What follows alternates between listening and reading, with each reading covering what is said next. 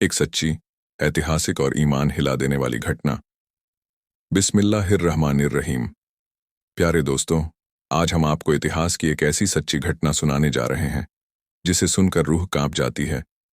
Medina Munawwara, वो मुक़द्दस शहर जहाँ की ज़मीन अदब से झुकी हुई है, जहाँ की हवाओं में दुरूद की खुशबू है, जहाँ रहमतुल लिल आलमीन हज़रत मोहम्मद आराम फरमा रहे हैं। लेकिन इतिहास गवाह है कि एक दौर ऐसा भी आया जब कब्र-ए-रसूल को नुकसान पहुंचाने की साजिश की गई। आइए, आज हम आपको यह पूरी कहानी तफसील और यकीन के साथ सुनाते हैं। यह वाक़या 6ठी सदी हिजरी के करीब का है, जब मदीना मुनव्वरा एक नेक, परहेजगार और आशिक-ए-रसूल बादशाह सुल्तान नूरुद्दीन जंगी रहमतुल्लाह अलैह की हुकूमत में था।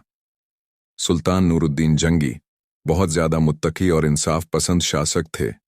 अक्सर रातों को रोते हुए दुआ करते, या रसूल अल्लाह, क़यामत के दिन मैं आपके सामने शर्मिंदा न हो जाऊं। एक रात सुल्तान नूरुद्दीन जंगी ने एक बहुत डरावना ख्वाब देखा।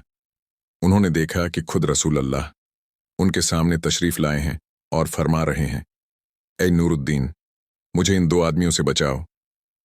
सुल्तान घबराकर जाग उठे। पूरा बदन पसीने से भीग चुका था, दिल जोर जोर से धड़क रहा था। उन्होंने वुजू किया, नफल नमाज अदा की और सोचा, शायद यह सिर्फ एक ख्वाब हो। लेकिन दोस्तों, यह ख्वाब लगातार 3 रातों तक आया।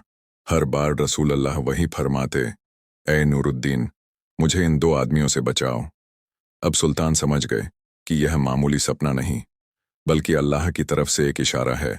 सुल्तान नूरुद्दीन जंगी ने फौरन फैसला किया कि वह बिना किसी ऐलान के मदीना मुनव्वरा जाएंगे। न कोई शाही लश्कर, न कोई शान और शौकत, सिर्फ कुछ भरोसेमंद साथी। और सफ़र शुरू। मदीना मुनव्वरा पहुंचते ही सुल्तान की आंखों से आंसू बहने लगे। उन्होंने सबसे पहले रौज़ाए रसूल पर हाजिरी दी, देर तक रोते रहे और सलाम पेश किया। फिर उन्होंने मदीना में ऐलान करवाया, शहर के तमाम लोगों को बुलाया जाए, मैं सबको इनाम देना चाहता हूँ। मदीना के तमाम लोग एक एक करके सुल्तान के सामने आने लगे। सुल्तान हर चेहरे को गौर से देखते और दिल में दुआ करते, या रसूल अल्लाह, उन 2 आदमियों की पहचान करा दीजिए।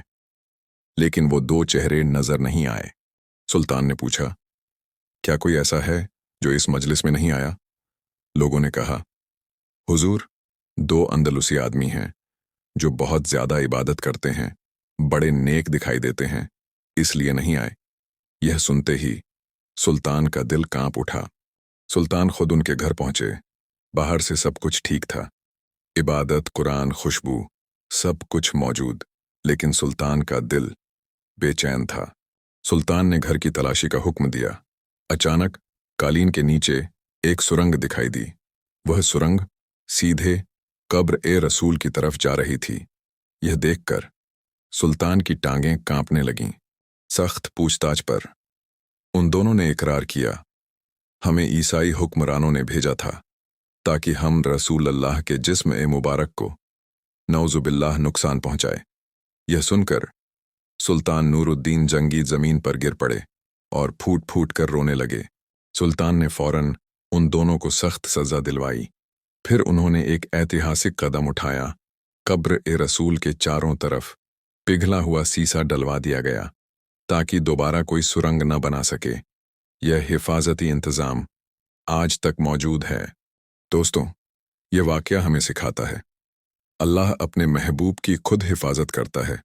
रसूल अपने उम्मतियों से बेखबर नहीं। सच्चे ख्वाब हक़ होते हैं। इश्क़-ए-रसूल ईमान की जान है। आज भी जब हम दरूद व सलाम भेजते हैं तो फरिश्ते हमारा सलाम रसूल अल्लाह तक पहुंचाते हैं। अल्लाह हमें सच्चा इश्क़, अदब और मोहब्बत-ए-रसूल नसीब फरमाए। आमीन।